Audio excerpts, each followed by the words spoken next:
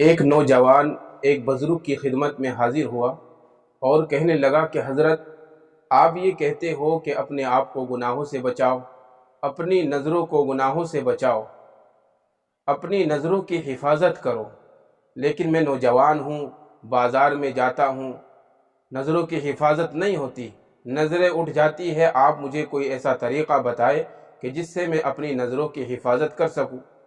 بزرگ نے فرمایا کہ میں بتاؤں گا، لیکن تمہیں میرا ایک کام کرنا ہوگا۔ نوجوان تیار ہو گیا کہ حضرت میں ضرور کروں گا آپ کا ایک کام۔ کہنے لگے کہ ایک پیالہ ہے اور فلاں جگہ ایک بزرگ رہتے ہیں، یہ دودھ کا پیالہ ان کو دے کر آنا ہے۔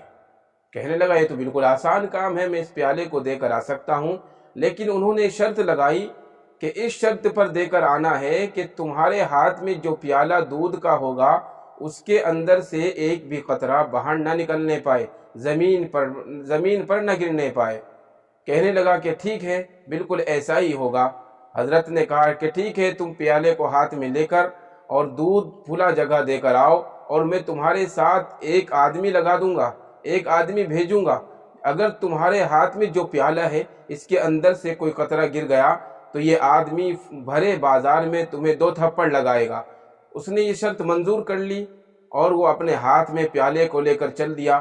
راستے میں بڑے احتیاط سے چل رہا ہے، نہ ادھر دیکھ رہا ہے نہ ادھر دیکھ رہا ہے۔ اسے خوف ہے کہ اگر پیالے سے ایک قطرہ بھی دودھ کا گر گیا تو بھرے بازار میں میری پٹائی ہوگی اور میرے تھپڑ لگیں گے۔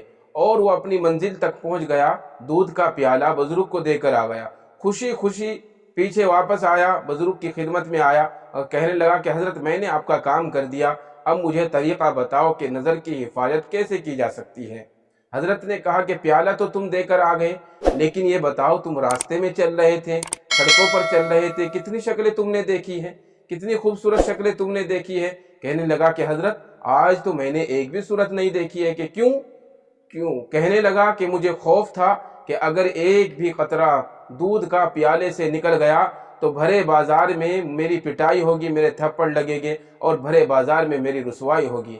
فرمانے لگے اللہ والوں کا یہی حال ہوتا ہے، اللہ کے نیک بندوں کا یہی حال ہوتا ہے کہ ان کو جب یہ خوف ان کے دل کے اندر ہوتا ہے کہ اگر ہمارا دل گناہوں سے لبریز ہو گیا اور کل قیامت کے دن جو رسوائی ہوگی، سر عام رسوائی ہوگی، تو اس کا کیا ہوگا۔ اس طریقے سے اللہ والے، اللہ کے نیک بندے اپنی نظر کی حفاظت کرتے ہیں اور کر بھی سکتے ہیں۔ جو انسان یہ چاہے کہ میں اپنی نظر کی حفاظت کر لوں تو وہ جس طریقے سے دنیا کے خوف سے آدمی بچاتا ہے، اسی طریقے سے آدمی کو اللہ کا خوف اس کے دل کے اندر اور آخرت کی رسوائی کا خوف اس کے دل کے اندر آنا چاہیے۔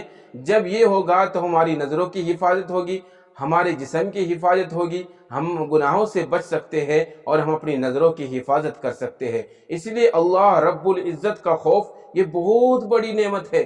ہمیں جب دعا مانگے ہم تو دعاؤں میں یہ مانگنا چاہیے، یا اللہ ہمیں اپنا اتنا خوف عطا فرما، اتنا خوف عطا فرما کہ جس سے ہم گناہوں سے اپنے آپ کو بچا سکیں۔